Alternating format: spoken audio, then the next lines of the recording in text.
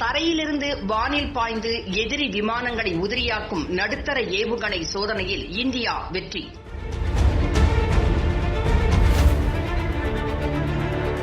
பாதுகாப்பு ஆராய்ச்சி மற்றும் மேம்பாட்டு அமைப்பின் பணியாளர்களுக்கு பாதுகாப்பு அமைச்சர் ராஜ்நாத் சிங் பாராட்டு தெரிவித்துள்ளார். இந்தியாவின் வடமேற்கு எல்லைகள், வடகிழக்கு எல்லைகளில் எப்போதும் இல்லாத அளவிற்கு பாதுகாப்பு அச்சுறுத்தல்கள் அதிகரித்துள்ளன.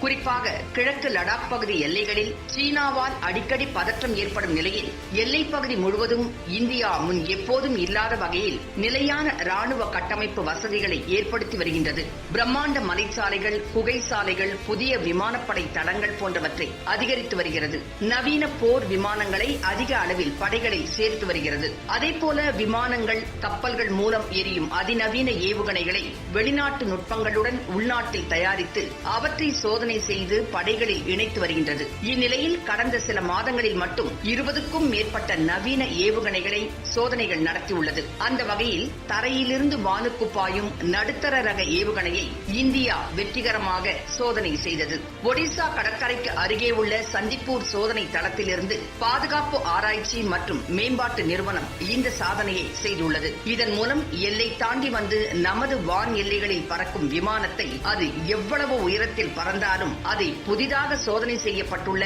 நடுத்தர ரக ஏவுகணை தாக்கி அழிக்கும் என்று அதிகாரிகள் கூறியுள்ளனர். விமானம் போன்ற ஆளில்லாத அதிவேக வான் இலக்கு ஒன்றை நேரடியாக இந்த ஏவுகணை தாக்கி அழித்ததன் மூலம் ஒரு முக்கிய மைல்கல்லை பாதுகாப்பு ஆராய்ச்சி மற்றும் மேம்பாட்டு நிறுவனம் எட்டியுள்ளது. இந்திய ராணுவத்தின் பயன்பாட்டிற்காக தரையிலிருந்து வானுக்கு பாயும் இந்த நடுத்தர ரக ஏவுகணையை பாதுகாப்பு ஆராய்ச்சி மற்றும் மேம்பாட்டு நிறுவனம் இஸ்ரேல் நாட்டுடன் இணைந்து இந்த ஏவுகணையை உருவாக்கியுள்ளது. வெற்றிகரமாக செய்யப்பட்டுள்ள இந்த சோதனைக்காக பாதுகாப்பு ஆராய்ச்சி மற்றும் மேம்பாட்டு அமைப்பின் பணியாளர்களுக்கு பாதுகாப்பு அமைச்சர் ராஜ்நாத் சிங் தனது பாராட்டுக்களை தெரிவித்தார்.